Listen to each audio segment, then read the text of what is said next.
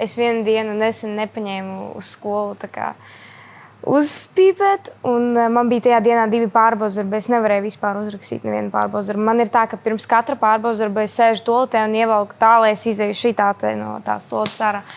Un es ieju klasē un es prasu kādam, vai ir kādam uzpīpēt. Nevienam nav. Un es vienkārši sēžu tajā klasē šitā, te man 3 rokas pastos pārbaudas darbu, bet es saprotu, ka es neuzrakstīšu un es vienkārši apgulos un gulēju, tāpēc man bija stress. Nē, atpēc man bija vispār tās bailes, bija tādas, kā es izrādu nospēlēšu, ja es nospīpēšu cigareti.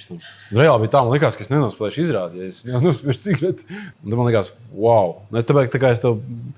Bet es esmu nospēlējis izrādes, nospīpējot cigaretes. Līdz ar to ir iespējams nospēlēt izrādi un pat ļoti labi nospīpējot pirms tam cigareti. Tā kā tas arī viss ir apmāns. Kruči baigais izaicinājums man ir. Šī dzīve ir kā šūpolējs.